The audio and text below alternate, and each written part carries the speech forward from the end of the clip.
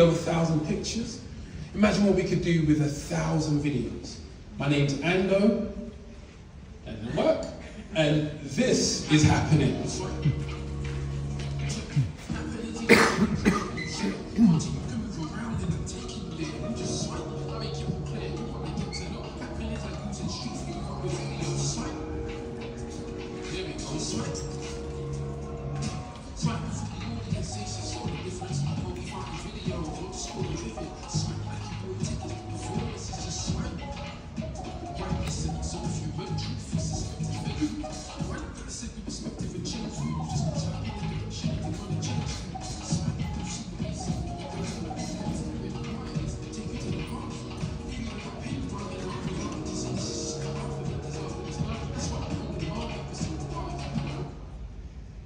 Now, I could have said all of that in just a few slides, but video remains one of the best and most compelling way of telling stories.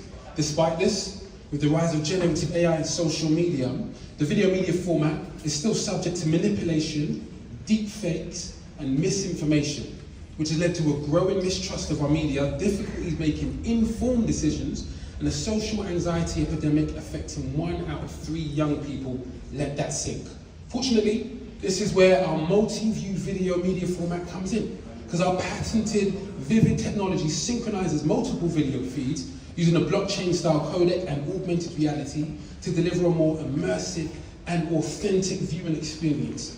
Essentially, this means we're able to verify time and place, detect post-production edits, and allow you to transition between perspectives as if you're physically there.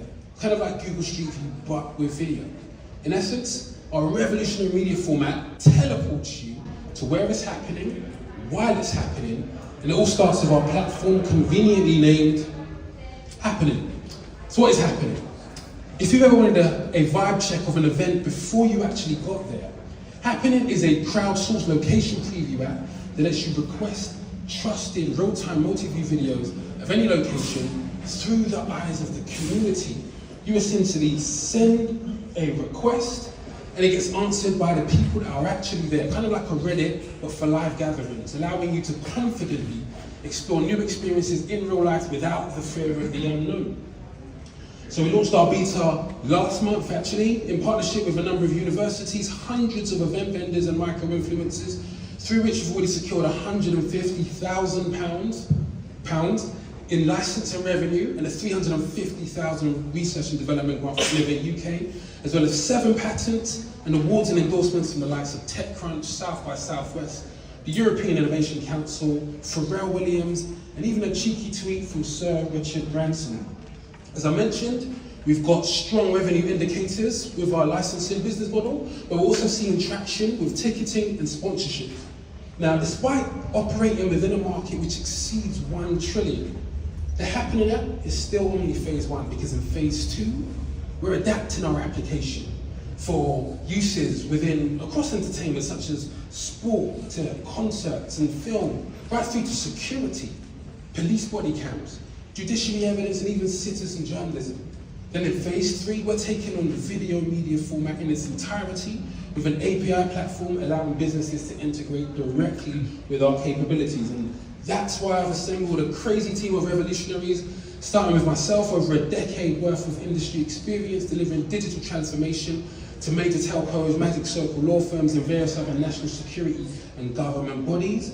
But as the proud inventor of Vivid, I'm supported by an award-winning cast of digital strategists, record-breaking serial entrepreneurs, and some of the UK's leading technologists, including the head of cybersecurity for the Department of Transport and the previous digital architect for the Houses of Parliament and the Home Office, as well as the inventor of the network layer for the Internet of Things. And together, we're raising a 2 million safe, strategically targeting an amount we believe delivers the best returns for our investors, allows us to continue research and development, as well as execute on our phase 1 go-to-market strategy. And we're looking for investors who share our vision for a more connected, inclusive, and authentic world. This isn't just exciting, this is happening. Thank you very much.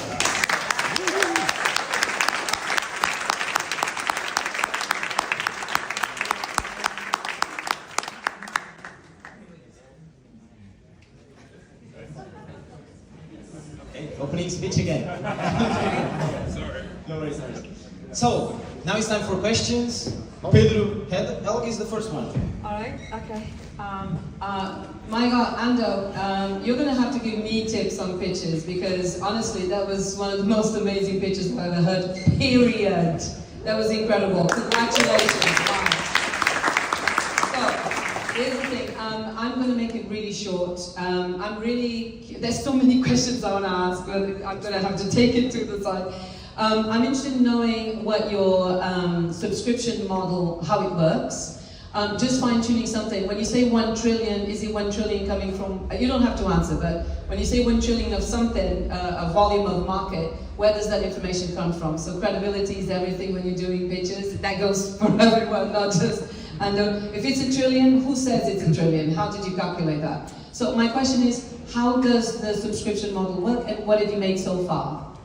Okay, so I'll start backwards. The 1 trillion essentially speaks to the size of the events industry. There was actually more than 1 trillion, and it's expected to exceed $2 trillion by 2028. So it's a growing space, particularly due to technologies such as these that really capitalize on virtual and hybrid formats. Now, speaking to the subscription model, we've not actually implemented the subscription model just yet because we're focusing on licensing our technology. But we envision that our subscription will be on 2 levels. One of them will be allowing companies to integrate with our technology, so almost an off-the-shelf platform for our API. But on a consumer level, we are theorizing at the moment, this is completely a theory, but we are theorizing that people will pay more for heightened privileges when it comes to creating more engaging content, such as using our format for film, such as putting restrictions on it, such as privacy, and also allowing, almost determining who can contribute, but also who can view the content. So there's quite a few elevated privileges that we'll be offering to subscribers. Thank you. Right. Questions for Paul? Yeah, so now we're going to give you the chance to make a few questions as well. There's a few ones. I'll start with you with the first one. Yeah.